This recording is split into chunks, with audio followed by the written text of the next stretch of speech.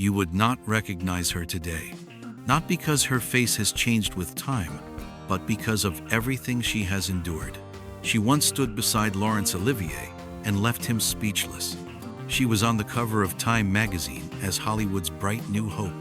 She became Francis Ford Coppola's muse, was hailed as the new Grace Kelly, and was expected to dominate American cinema for decades. Yet Diane Lane never took home a single major award. She walked away from the spotlight when she was still in demand. She disappeared so completely that critics believed her career had burned out before it even began. Then, she returned with a single, nearly silent scene that forced the world to see her in a new light. On screen, she played betrayed wives, resilient dreamers, and women who learned to rise from heartbreak. Off-screen, she lived through a fractured childhood, 2 failed marriages, an arrest that made headlines, and a candid confession that shattered the perfect woman image Hollywood had built around her. This is the story of a girl who grew up in the backseat of her father's taxi and became one of Hollywood's most enduring enigmas. The story of someone who walked through fame, stumbled through mistakes, and refused to let the industry decide who she was. Would you have recognized her then? And would you recognize her now?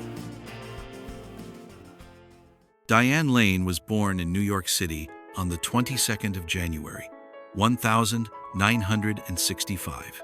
Her mother, Colleen Farrington, was a nightclub singer and former Playboy playmate. Her father, Burton Lane, was an acting coach who worked with the off-Broadway scene in Manhattan. And to make ends meet, he drove a taxi. Her parents separated when she was only 13 days old. Diane's mother initially gained custody but eventually left her with her father when she was 6 years old. From that moment on, stability became a luxury she never knew.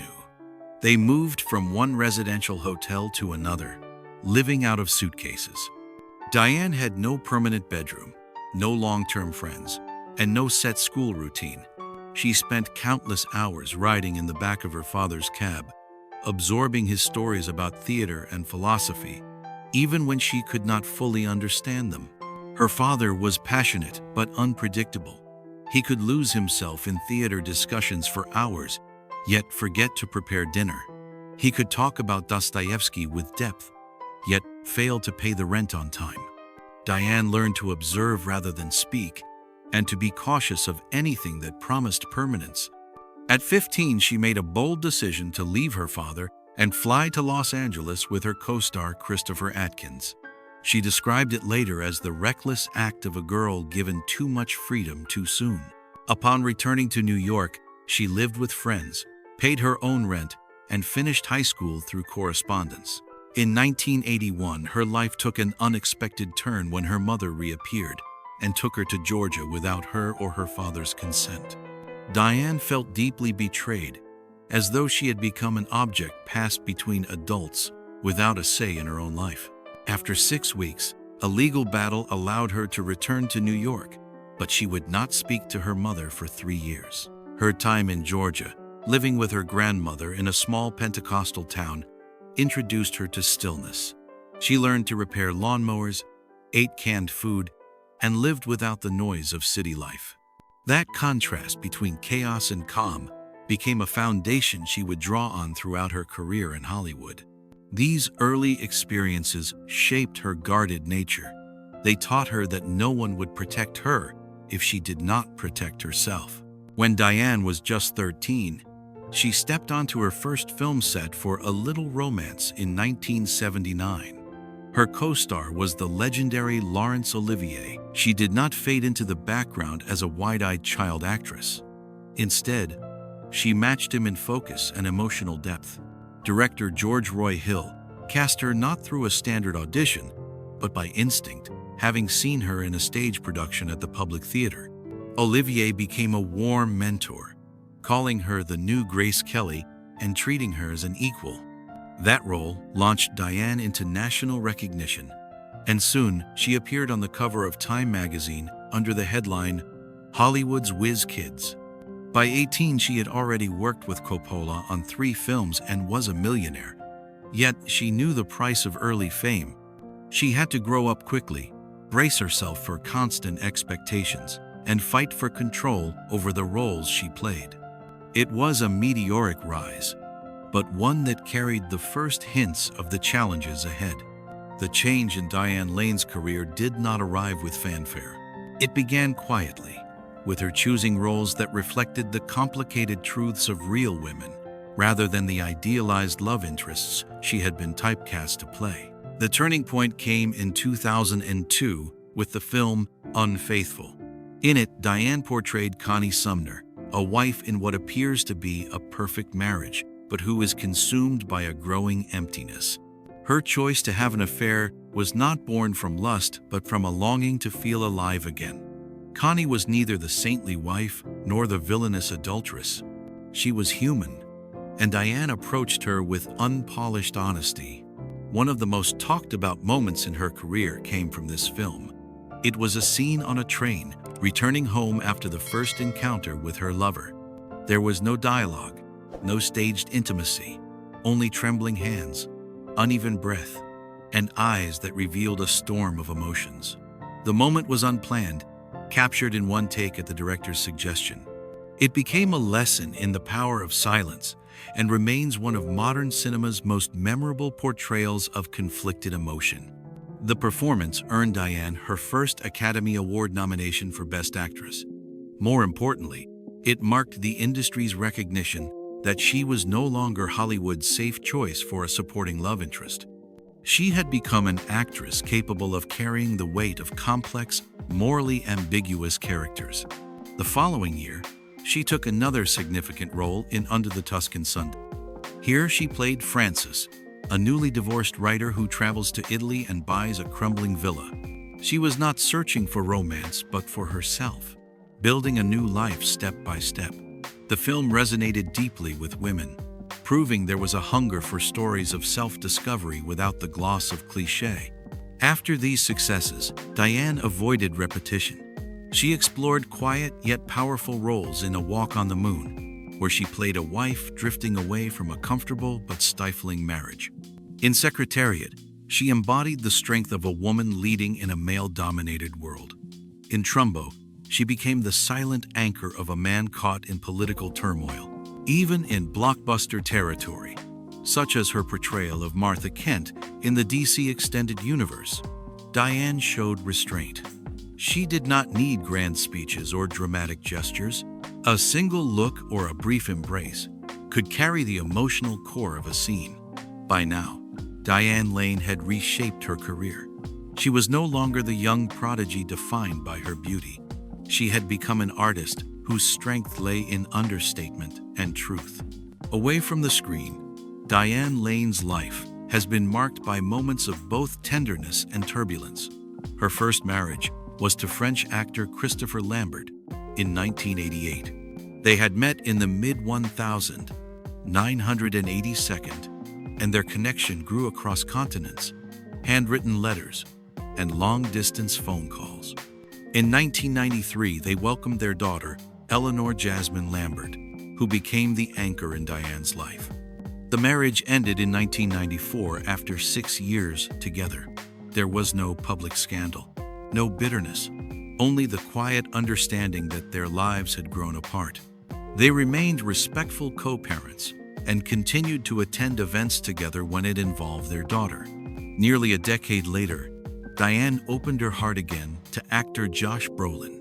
They married in 2004 in a simple ceremony on a hilltop in Los Angeles, surrounded by close friends and family. Just months later, an incident at home led to Brolin's arrest for domestic battery, a charge Diane chose not to pursue. Although the couple stayed together for several more years, Brolin's repeated brushes with trouble and their differences in lifestyle created strain. By 2013, they divorced quietly, with both agreeing that the marriage had simply run its course. In 2005, Diane made headlines for a candid confession during an interview with Esquire. She admitted to having affairs with Timothy Hutton and Christopher Atkins earlier in her life. It was a rare moment of unfiltered honesty from a star known for her privacy. The revelation surprised fans who had long seen her as the embodiment of grace and fidelity.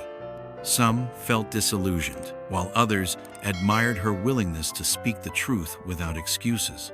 Since then, Diane has lived on her own terms. She chooses silence over public defense, never using interviews to justify herself or seek sympathy. Her private life is centered on her daughter, her home, and her quiet routines. She practices yoga, tends her garden, collects antique furniture, and takes long walks. She laughs about pretending to know how to cook on screen while in reality relying on takeout. She embraces her quirks and flaws without shame. For Diane, strength is not about making noise. It is about knowing when to stand still. She has faced broken marriages, controversy, and endless speculation, yet has kept her dignity intact. In a world eager to define her by the past, she has chosen to live in the present.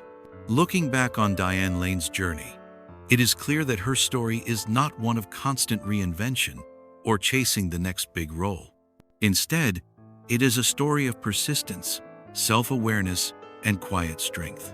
She has grown from a teenage prodigy into a seasoned actress without letting Hollywood dictate her worth. Artistically, she has aged with grace. Diane has moved away from playing the youthful love interest to portraying women with depth, history, and contradictions. Emotionally, she has shown resilience in the face of personal heartbreaks and public scrutiny. She has chosen privacy over spectacle, honesty over image maintenance, and meaningful work over career convenience. Publicly, her reputation is unique. She is respected across generations, not because she has dominated the box office, but because every time she appears on screen, she offers something authentic. There is no sense of desperation in her career choices. She takes her time, she selects with care, and when she returns, it is with roles that remind audiences of her range and emotional precision. Diane Lane may not have a collection of major awards, but she holds something that many stars lose over time: the trust of her audience. Viewers believe her because she does not try to sell them a version of herself that is too polished to be real. They believe her because her characters, whether in quiet dramas or large-scale productions, feel lived in. She is more herself now than she ever was at the height of her early fame. Not a symbol of perfection, not a tabloid fixture, but a woman who has learned the cost of both silence and truth. Her career shows that it is possible to survive in Hollywood without surrendering to its machinery, and her life shows that dignity can be louder than any headline. The question remains for those who have followed her work. Do you prefer Diane Lane as she was in her early, dazzling rise, or as she is now, seasoned and unafraid to be real? Time changes faces, careers, and the way the world remembers. Yet somewhere in the reels of our memory, Diane Lane remains untouched, the young girl with a fearless gaze on the set of A Little Romance. The woman on the train in Unfaithful whose silence spoke louder than any dialogue. The warm presence under the Tuscan sun, rebuilding her life one careful step at a time. Her journey has not been a straight line. It has been marked by detours, pauses, and moments of quiet retreat. But each step, whether forward or sideways, has shaped an artist and a person who refuses to be defined solely by Hollywood's expectations. Diane Lane is not a star who burns constantly for the public to see. She is a light that appears when the role, the story, and the moment truly matter. Perhaps that is why she feels so familiar. She reminds us of someone we know, or someone we once were. A person who has loved deeply, made mistakes, and found a way to keep moving without losing themselves. Time may change the fame and the fortune, but it cannot erase the way she made us feel in those moments when the screen went still and her eyes told the whole story. That is her legacy. Not just the films, but the truth she carried into them. Somewhere between then and now, she has become more than an actress. She has become a quiet reminder that resilience can be graceful, that honesty can be powerful, and that even in the noise of Hollywood, a soft voice can last the longest.